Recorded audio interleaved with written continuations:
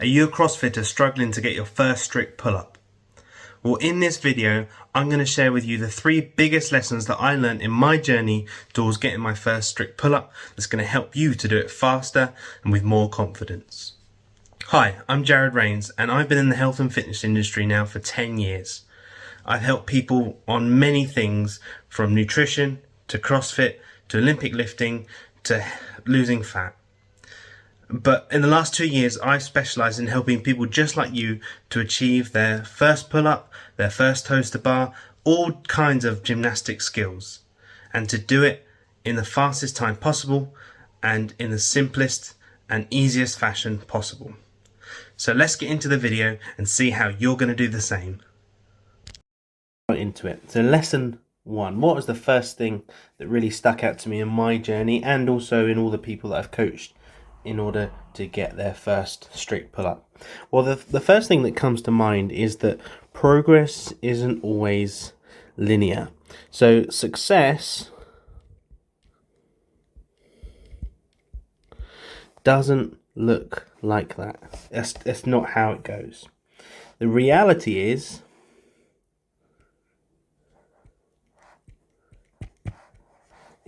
that your pull-up progress will look more like this. There'll be times when it goes up fast, especially at the start, and there'll be times when you feel like you can't do anything, but it will go up over that period of time. So why is this important as a lesson for you to understand? Well, why doesn't it act linear? Why doesn't your pull-up progression go up in a consistent line? Well, there's many different factors that affect it. Let's think about it. So you're progressively adding weight, hopefully, to accessory movements you're doing. There's a lot to be said about that. That's one mistake that people make, is they don't do accessory work. They just do pull-ups to get pull-ups, which really isn't the efficient and effective way to do it. But that's another topic altogether, which we cover in a different video. But the one part of the reason is because if you're doing loads of CrossFit classes, for example, or other training, then you're going to be tired. You're going to be fatigued. You're going to be sore.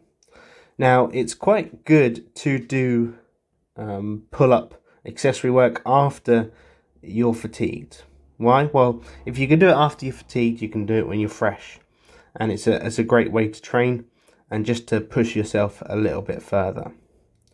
But there's many of those different factors, such as being fatigued, muscle soreness, just hormones, especially for women, that will affect your ability to have that power, that strength for the day. It might be that you have the strength, but you don't actually have the explosive power that day. Maybe certain muscles aren't firing or working as effectively that day. Maybe your technique is a bit poor. There could be hundreds of different reasons. But the reason that I'm talking about this today, and that this is what will happen, is because I don't want your perception of it over time to go linearly down. Because you will get to a point that's around here where you'll go, I'm just not going anywhere. I can't do this. But in reality, your pull-up ability is right here. But all you've got is this little bit that you need to do, just a little bit longer to wait, and it will happen.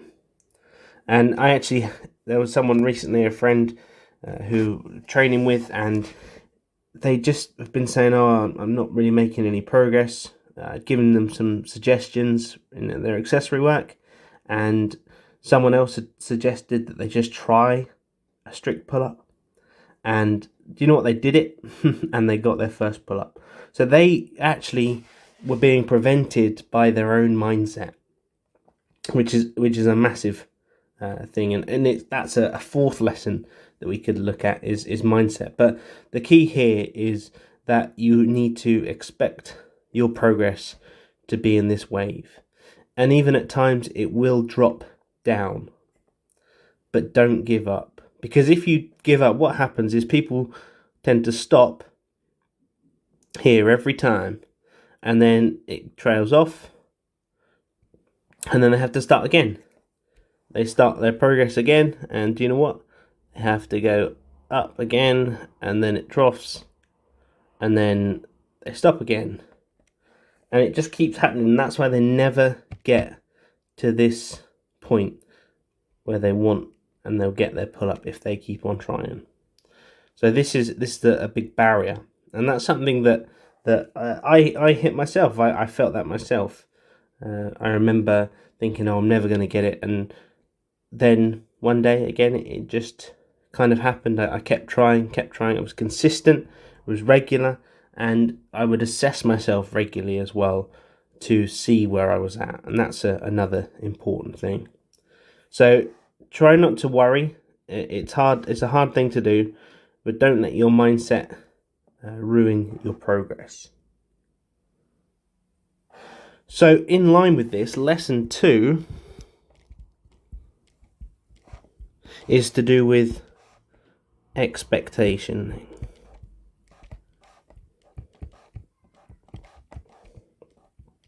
Now, what I've found useful for myself, but also for many people that I have coached, is setting reasonable, realistic expectations of what they're going to experience.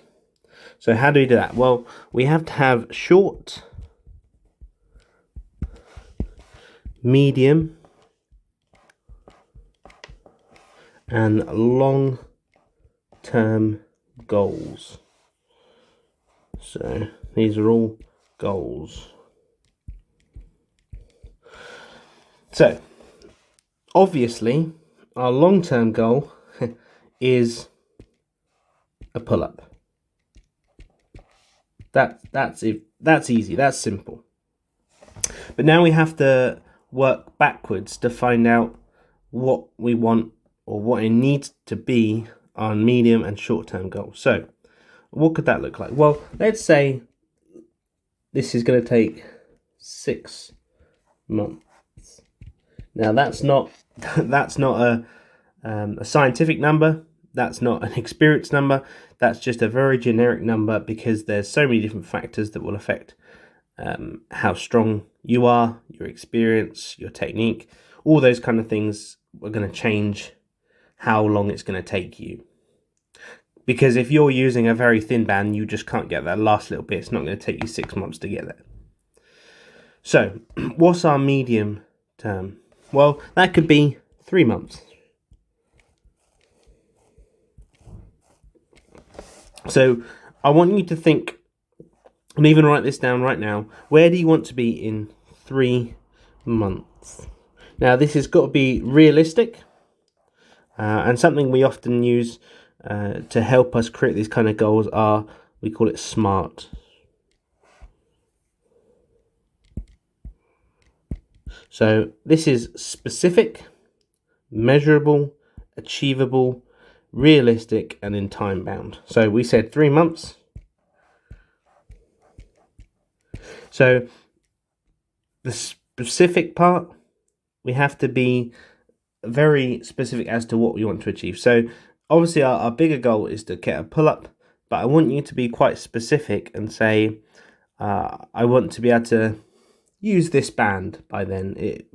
You have the different bands at your gym. I'm not going to name a color because they can be very different in every different gym. Or if you're using assisted machine, it might be the assisted weight that you're using, just anything like that. It could be that you want to be able to do a certain amount of negative pull-ups. Now that could be a good one. You could say, at the minute I can only do about 2 negative pull-ups, and then it just goes and I just drop straight away. So I want to be able to do 5 in 3 months. I want to be strong enough to do 5. Do you know why that helps? Well, when you can do 5 negatives,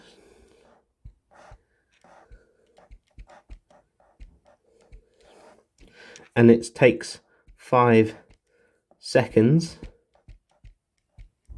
down, you're a lot more likely to be able to get that pull-up. So that's a very specific goal, which actually very well translates to being able to get your pull-up. Because it's showing you how much closer you are than what you are now. So measurable. Well, if we just say, oh, I want to be better, how do you know if you've achieved that? Well, you don't. So again, this one here is measurable because you've got a number. You've got a number where you're at, and you've got two numbers there. You've got two specific numbers there of what you've got to hit to make sure it's measurable. Now, you might get to that 3 months and you can do 5, but you can only do 4 of them for 5 seconds, and then the last one is just 2 or 3 seconds. Have you hit your goal? Well, no, you know that you haven't quite. You're very close, but you haven't quite.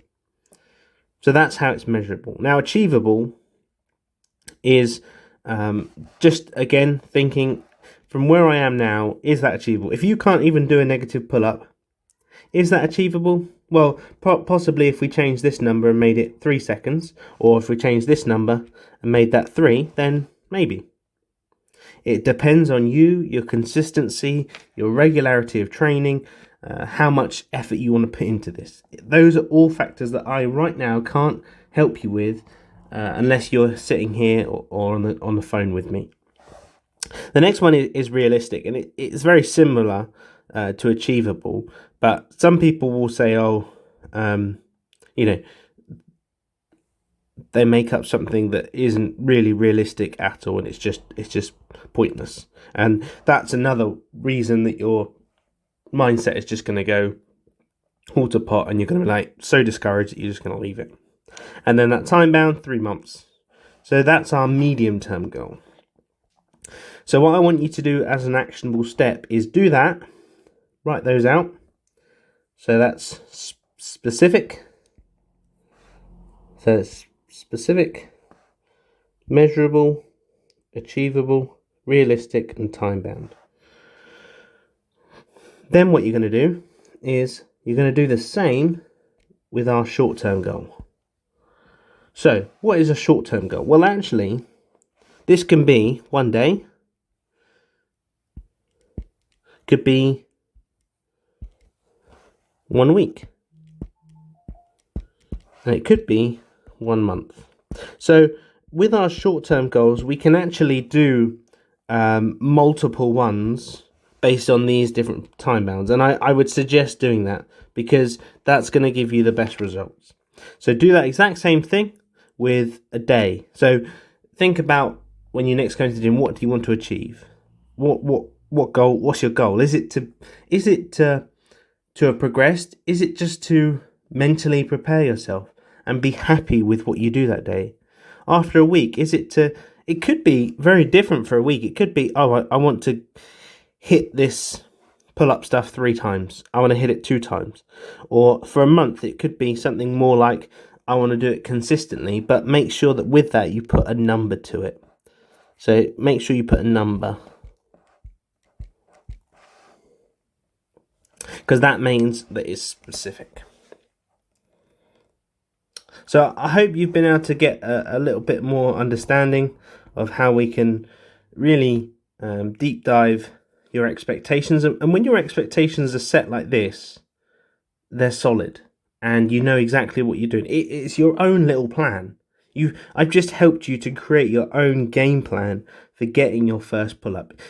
If you just walk away and just think about having a goal, I promise you it's not going to work as well.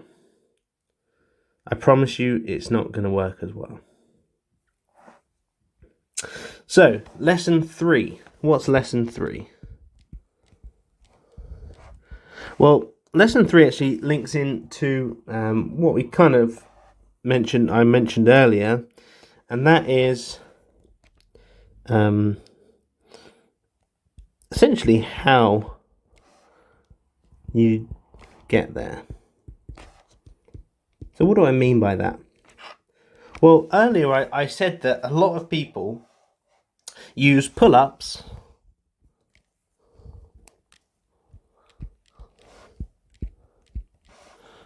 to equal pull-ups. What do you think? Do you think that works? Well, actually, I'm here to tell you in this video that you can do it, but I promise you it will actually take a lot longer. Why is that? Well, imagine that you're consistently using the band. So you're doing banded pull-ups. You're just using a band, just trying to you're doing it 2 times a week. You're using a band, and one day you get 3 sets of 5 with the band. The next time you do it, you get 5 sets of 5. And then you get to a point where you can't move on to the next band very well. Or when you do, you can only get 1 every set. Or it's just stupidly hard to progress. And that's because there's something within your technique, within your muscle activation, that isn't working very well. There's a weakness there. And you're still using all the muscles that you prefer to do that pull-up. But the muscles that you actually need that are letting you down, they're not getting activated. They're not getting fired up. They're not getting stronger because you're doing it with a pull-up. So what do we want to do? Well, we want to use different movements. So isolations. Now, if you're really interested in getting some proper help with this, there's a course I have that is 3 moves that every CrossFitter needs to do to ditch the heavy band and get their first pull-up faster. There's 3 different moves that we can do that I want you to do before you do every pull-up attempt or pull-up training, that's going to help you to activate the right muscles to help you get that pull-up and to reduce the band help and to get your pull-up with the proper technique. But anyway, isolation. So what does isolation mean? Well, it means that we're homing in on the right muscle that we want to use. So to make it very simple, an isolation example, the easiest one you can give is bicep curls. Now, there are some exceptions to this, but most people will find when they do a bicep curl, it's their bicep that they feel that works. Now, I say that's an exception. That's with certain people. You'd be surprised that they can feel it in different places, but 99% of people, that is designed to work their biceps. So that's great. So that's one thing. Now, biceps are actually something that we can work on for pull-ups and is often missed. It's not the most important, but it's quite key. So why are we isolating the muscle? Well, when we isolate the muscle, we're finding the ones that are weaker. Just to give you an idea, the rear delt or rear shoulder. So the back of the shoulder is one area that doesn't work very well on people, doesn't file very well, and is often quite weak. So when we strengthen that, it massively helps and massively improves people's pull-up strength. But when you're doing a pull-up to work your pull-ups, that's probably not part of the equation. But if you get it stronger and get it used to working, when you then go back to do your pull-ups, it's going to help. It's going to be working. It's going to help you. The more muscles that are working, the more likely you are to get above that bar with that pull-up. So this is something that when I first was trying to get a pull-up, I can be honest, I used the assisted pull-up thing, I think every week or 2, and they didn't really come. They didn't really come until I started to really focus on other muscles that I needed to. When I became a bit more knowledgeable, so before I did any of my qualifications for being a PT for any of my other sports therapy, all those other things, CrossFit coaching, any of that sort of stuff was when I was quite young, trying to get my first pull up, and I wasn't doing this. But the faster you start this, the faster you will get your pull up. So let's just have a little quick review of what we've learned. So what did we see? Well, the first lesson was that your progress is never going to be linear. So don't expect it to be.